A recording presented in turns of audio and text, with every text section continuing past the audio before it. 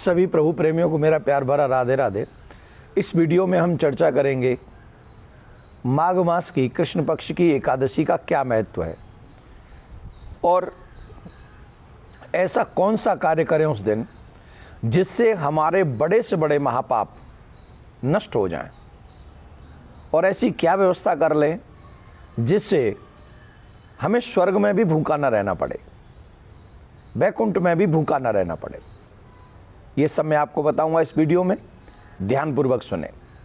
धर्मराज के पूछने पर भगवान श्री कृष्ण ने कहा, माघ मास की कृष्ण पक्ष की जो एकादशी है वो सटतिला एकादशी है और इसका बहुत बड़ा महात्मा है। इस दिन व्रती को तिल का विशेष प्रयोग अपने जीवन में करना चाहिए, 6 प्रकार से उसका प्रयोग करना चाहिए। और एकादशी में व्रत करते समय नियम मर्यादाओं का ध्यान रखना चाहिए। कई लोग जो अपने हाथों से मनुष्य जीवन प्राप्त करने के बाद भी अन्न इत्यादि, वस्त्र इत्यादि, धन इत्यादि दान नहीं करते, उन्हें मुक्त होने के बावजूद भी कष्ट भोगना पड़ता है। इस कथा से यही सीख मिलती है। एक बुढ़िया माँ थी जो कभी भी दान नहीं देती थी, ना अन्न का दान, ना धन का दान। हाँ, व्रत बहुत करती थी, एकादशी के व्रत बहुत करते थे, और एकादशी के व्रत करके उसने भगवान नारायण को प्रसन्न कर लिया था। भगवान नारायण जानते थे कि इसने एकादशी का व्रत करके वैकुंठ तो प्राप्त कर लिया है, परंतु ये दान नहीं करती है, तो कोई ऐसा उपाय किया जाए जिससे ये दान करे। तो भगवान स्वयं भिक्षुक बन के आए थे, नारायण भगवान उसके यहाँ। का भिक्षाम दे, तो जानते हो क्या दिया था? कई लोग बहुत कंजूस होते हैं, दान में मिट्टी का ढिला पकड़ा दिया था भगवान को। अब भगवान भी क्या करते, बेचारे चले गए वापस। कुछ दिन बाद बुढ़िया माँ का जो है स्वर्गवास हो गया, वैकुंठ में गई। बड़े अच्छे अच्छे संसाधन थे, बहुत अच्छे अच्छे संसाधन थे वैकुंठ में, लेकिन तड़प रही थी। तड़प किस लिए रही थी? कुछ खाने को नहीं मिल रहा था। अब खाने को क्यों नहीं मिल रहा था? बोले खाने को कुछ दिया ही नहीं था, आपने अन्नदान किया ही नहीं था। तो माँ ने जब पूछा तो भगवान ने कहा कि देखो, आपने कुछ भी दान नहीं किया है जिससे हम आपको यहाँ कुछ उपलब्ध करा सके। फिर भगवान ने उपदेश दिया और तिल के दान को महत्वपूर्ण बताया। तिल के दान करने से तुम्हारा यहाँ जो ये कष्ट है ये दूर हो जाएगा।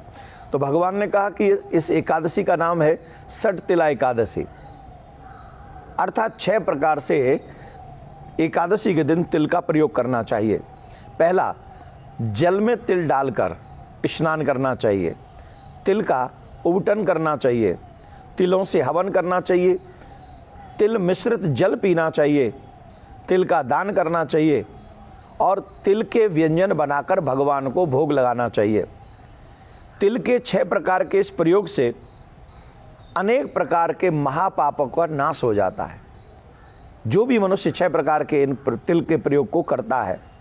और पुराणों में एक और कथा आती है कि दालभ्य ऋषि ने पुलस्त ऋषि से मनुष्यों को पाप से मुक्त करने का उपाय पूछा था। तब पुलस्त ऋषि ने माघ मास की सटतिला एकादशी का महत्व बताया और उन्होंने कहा कि इस दिन उपवास, जागरण, तिल से हवन, दान करना चाहिए तिल का। इस कार्य को करने से बड़े बड़े पापों का नाश हो जाता है। तो इस सटतिला एकादशी का व्रत हम 14 तारीख को रखेंगे, 14 जनवरी को, और इसका पारायण का जो समय होगा वो पारायण का समय होगा 15 तारीख को। वो मैं आपको बताता हूँ। ब्रह्म मुहूर्त में उठना है, स्नान करना है, स्नान के जल में तिल डालना है, तिल डाल के स्नान करना है, फिर उबटन लगाना है। हम तो कह रहे तिल के लड्डू बना लीजिए, भगवान को भोग लगाइए, है ना। हवन कीजिए, तिल से हवन कीजिए और दान भी थोड़ा बहुत कर दीजिए, आदि आदि ये सब 6 प्रकार से प्रयोग कीजिए। तो स्नान के जल में भी तिल डाल लें, फिर संकल्प करें। संकल्प करने के बाद में एकादशी का व्रत करें। व्रत में ब्रह्मचर्य का पालन करें, सत्य बोलें, झूठ नहीं बोलें, क्रोध नहीं करें, जागरण करें। एक और विशेष बात, एकादशी के व्रत में प्रेम पूर्वक भगवान का पूजन करते हुए हमें ये ध्यान रखना चाहिए कि इस पुण्य को भी हम भगवान के चरणों में समर्पित कर दें, तो परमात्मा को अर्पण की हुई वस्तु लाखों करोड़ों गुना हमें वापस मिलती है। तो इन्हीं नियमों के साथ में आप एकादशी का व्रत करेंगे।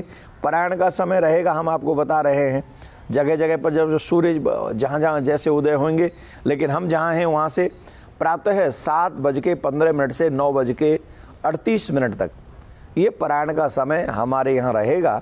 तो आपके हिसाब से जहाँ सूर्योदय थोड़ा सा होगा उस हिसाब से थोड़ा बहुत चेंज कर सकते हैं। और इसीलिए 15 जनवरी को ये पारायण का समय रहेगा। हर व्रत में कथा अवश्य सुननी चाहिए।